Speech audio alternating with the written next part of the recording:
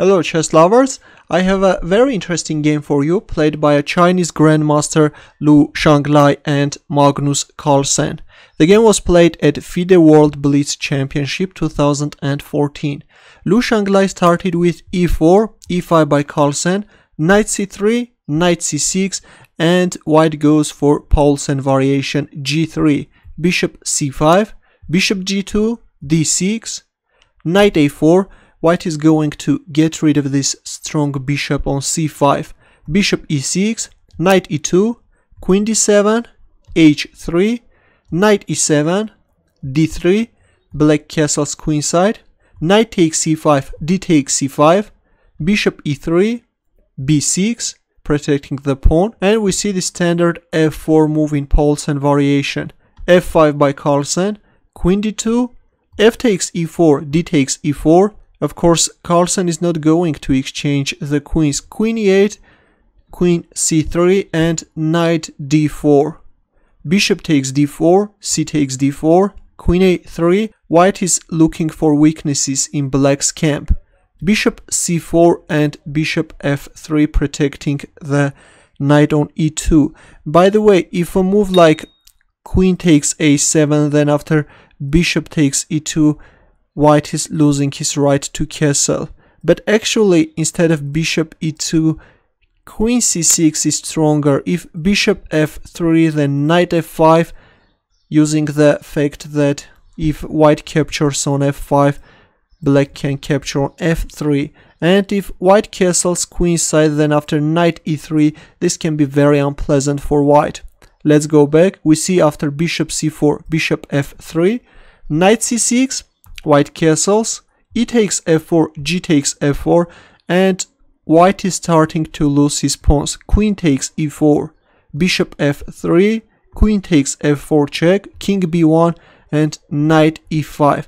Actually, after this knight e5 move, Carlsen is starting to face a lot of problems. It was very important to play knight a5, protecting the pawn on a7. If b4 then d3, here is a very crazy line offered by Houdini. Of course, this is just impossible to calculate during a blitz game.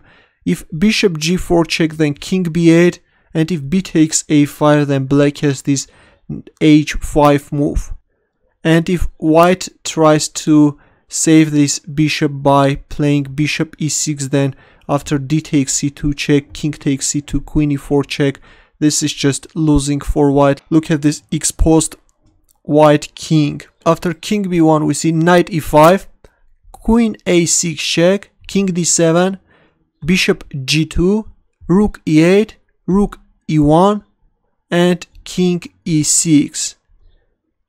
Black had a very strong move d3, trying to close this d file. And if rook e2, then rook e6 is very strong. Black rook is coming to save the king on d7.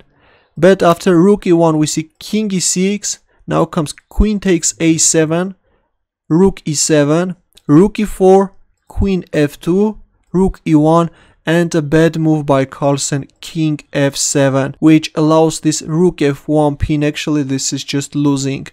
Believe it or not, but according to Houdini, the best move for black in this position is... Can you find the best move for black? Ready?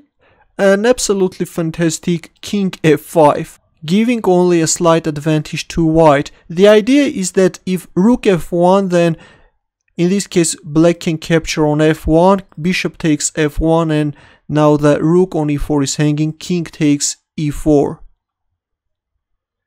But instead we see king f7, and after rook f1, Carlsen is losing his queen. Queen f6, rook takes f6 check, g takes f6, rook e1, d3. This is a lost position for black, but as this was a blitz game and Lu Shanglei was under a terrible time pressure, Carlsen decided to try his luck. Rook takes b4, queen c3. White had only a few seconds on the clock, that's why Carlsen still is making moves. King d5, bishop b3, which is losing the pawn on b2. Rook takes c4 is very strong in this position, of course.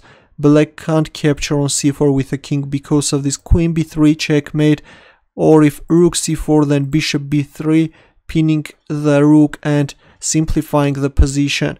But after bishop b3, Carlsen played rook takes b2 check, king a1, though of course this is still winning for white. A few more moves and Carlsen resigned. Queen f2 check and Carlsen resigned. A very interesting game, I think, especially that king in the center of the board looked very entertaining. Your comments and questions please, and thanks for watching.